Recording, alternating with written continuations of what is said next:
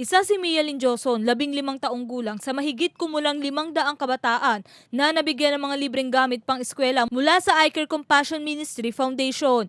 Ayon kay Mia Lin, tanging ang kanyang ina na lamang na isang labandera ang bumubuhay sa kanilang 8 magkakapatid simula nang namatay ang kanyang ama, bata pa lamang sila.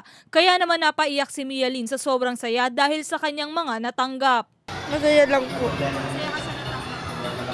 Pangarap niyang maging isang chef at matulungan ang kanyang ina at mga kapatid na maiahon sa hirap ng buhay. Kaya naman laki ng kanyang pasasalamat sa iCare Ministry Foundation sa taon-taon na tulong na gamit pang eskwela. Nagpapasalamat po ako sa iCare kasi po binigyan po kami ng bag. Tapos mamalaking tulong na po ito. Si Rex Gabriel Baltao naman, 7 taong gulang at nasa ikalawang baitang na ngayong darating na pasukan, ay masaya rin na tumanggap ng mga gamit pang eskwela at malaking tulong rin sa kanila dahil ang kanilang ina lang din ang bumubuhay sa kanilang magkakapatid. Maraming salamat po. Kasi po nakakatuwa. Dami pa ako. Nagpasalamat din ang mga magulang sa regalo na natanggap ng kanilang mga anak. Malaking tulong to sa mga bata. Tsaka ibig sabihin din na sila mag-iintindi yung mga magulang sa pagbili ng mga gamit. Kaya tagang malaking blessing isang binahagi ng iCare para doon sa mga sinama ko rito mga kababayan ko. Pakasaya po kasi tulong po sa amin yun sa kanya sa pag-aaral niya. Tsaka taon-taon po kasali siya.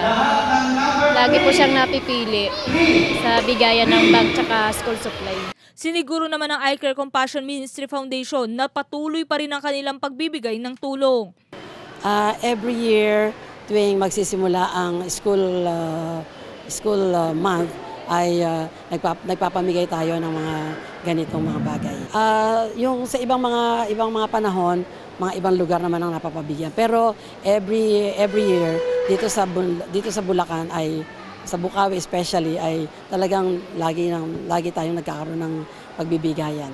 19 na barangay ang nabiyayaan ng mga gamit pang eskwela mula sa iCare Compassion Ministry Foundation sa Bukawi, Bulacan. Para naman sa mga nais na tumulong, maaari magpadala sa mga bank account ng iCare Compassion Ministry.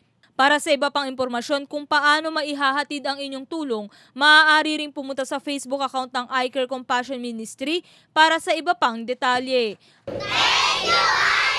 Ako po ang inyong kaibigan, Maan Primero para sa Newslight.